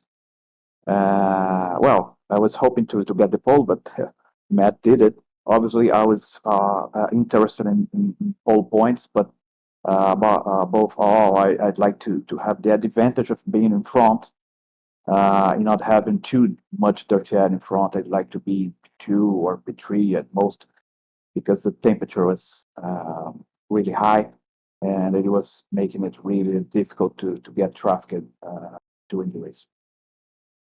Yeah, it seems like you're on the front row for all these qualifying sessions. And one thing we know about you is once you're up front, it's very, very hard to make that battle work. So I saw you battling with Stouffer a lot during this race. Do you feel like just the clean air is what got you forward this race, and you were able to take advantage of the clean air best? I saw you battling with Stouffer, going high, going low, and everything. And then once you had the lead, you had the advantage going there. And he was worried about your fuel situation. So talk about that.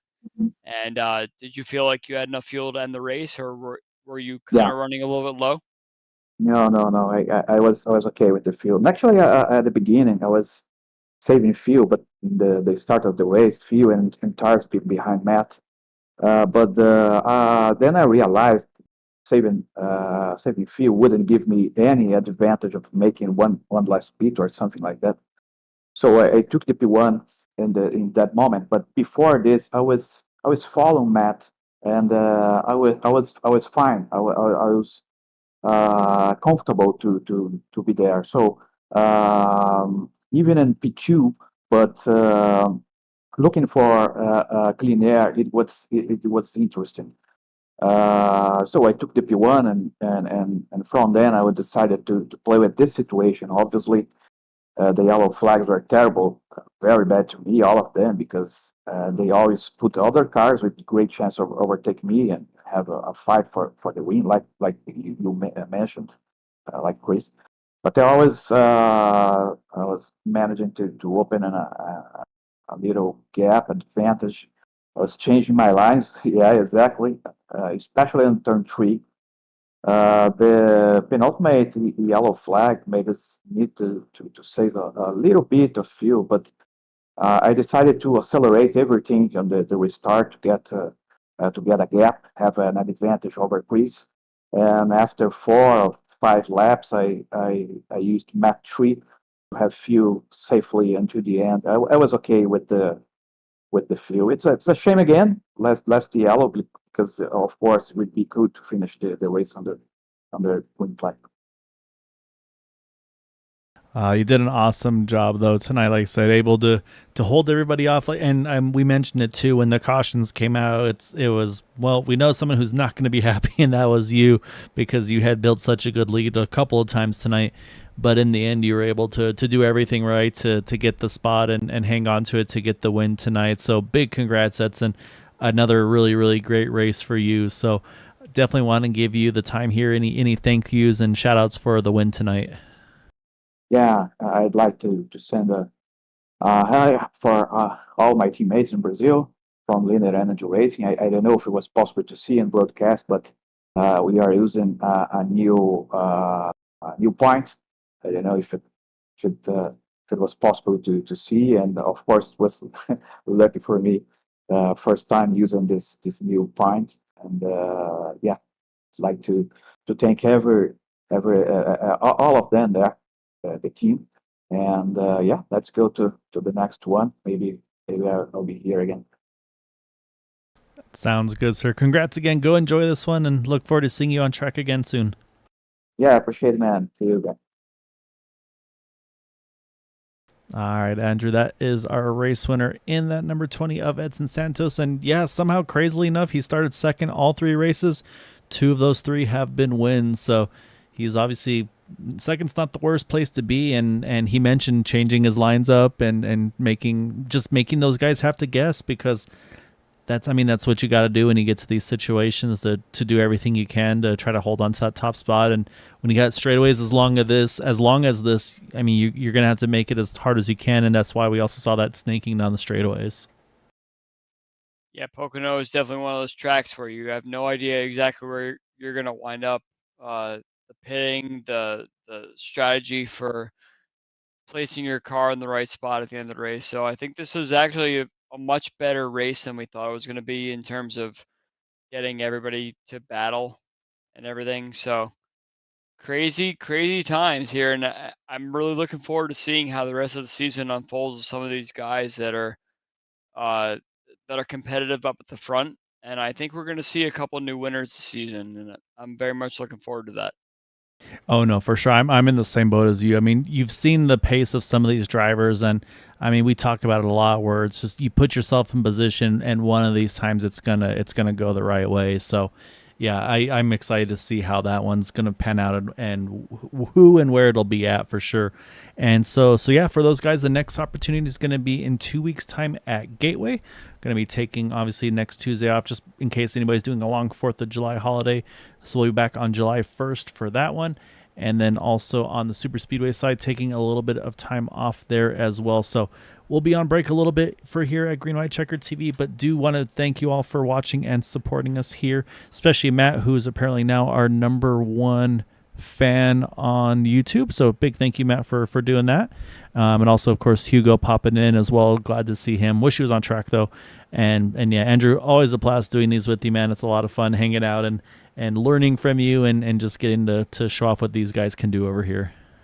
Yeah, it's definitely been a great season so far, and I'm looking forward to coming races, and we'll see what happens with the championship going forward.